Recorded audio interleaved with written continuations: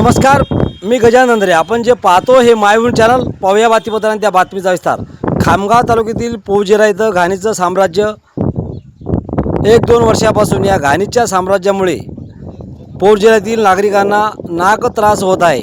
या घाणीमुळे, या दुर्गंधीमुळे इथल्या नागरिकांना विनाकारण या सांडपाण्यामुळे नाक त्रास सहन करावा लागत आहे. वेळोवेळी तक्रारी करूनसुद्धा प्रशासन याच्याकडे दुर्लक्ष करत आहेत. काही दिवसातच डॉक्टर बाबासाहेब आंबेडकर यांची जयंती समोर येत आहे. अशा महामानव डॉक्टर बाबासाहेब आंबेडकर जयंतीला हा परिसर स्वच्छ करावा, अन्यथा लोकशाही मार्गानं आंदोलन करू असा इशारा या गावकऱ्याच्या वतीनं देण्यात आलेला आहे. बातमी फक्त मायभूमी न्यूजवर. किती वर्षापासून त्रास आहे तुम्हाला, सांगा बरं. जवळजवळ हा आम्हाला 1 वर्ष झाला त्रास चालू आहे. आता येणाऱ्या एप्रिल महिन्यामध्ये डॉक्टर बाबासाहेब आंबेडकरांची जयंती आहे. हे घाणीचं साम्राज्य या पौजेरा गावातून येत आहे. याच्यासमोर आमचे बाबासाहेबांचे बॅनर लागणार आहेत. इथं 4 दिवसाचे कार्यक्रम ठेवलेले आहे. तरीसुद्धा काल आम्ही ग्रामपंचायतला निवेदन दिलेलं आहे, परंतु त्यांनी अजूनही सुद्धा काही केलेलं नाही आहे. तर आमच्या वार्डमधले जे मेंबर आहेत यांनासुद्धा आम्ही सांगितलेलं आहे, परंतु इथल्या या गावातील जे म्हातारे लोक आहेत, जे शाळेतले विद्यार्थी आहेत, त्याला जाताना येताना सुद्धा त्रास होते. तर हे लवकरात लवकर या घाणीचे साम्राज्य या पौजेरामधून, या संविधान चौकामधून दूर करावे अशी आमची मागणी आहे.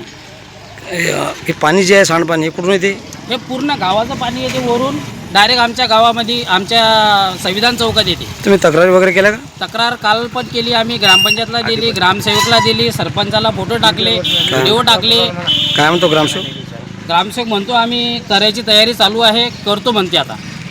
पण आम्ही तक्रार दिल्यानंतर त्याच्या आधी त्यांना हे दिसायला पाहिजे होतं, त्याच्या आधी ह्या गोष्टी समजायला पाहिजे होत्या. बरं, किती जवळपास हे पाणी किती दिवसापासून वाहते? हे जवळजवळ 1 वर्ष झाले तरी पण पाणी वाहत आहे. मागच्या वर्षी सुद्धा पाणी वाहत होतं.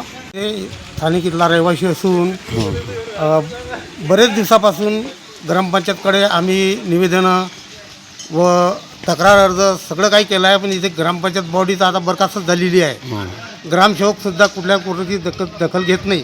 हा गावाचा मेन रस्ता आहे आणि इथून लहान विद्यार्थी, मोठे गाडीवाले, वाहनवाले सगळे काही, म्हणजे पूर्ण गावाचा एक मेन रस्ता आहे. आणि या त्रासानं सगळे गावकरी नागरिक आम्ही त्रस्त झालेलो आहोत. आणि वारंवार तक्रारही करून शासन प्रशासन कुठल्याही प्रकारची आमची दखल घेत नाही. याकरता या घाणीचं साम्राज्य इथून हटलं पाहिजे. आणि अन्यथा असं जर नाही झालं तर आम्ही हे आंदोलन तीव्र करू आणि उपोषणाला उपोषणाला बसू.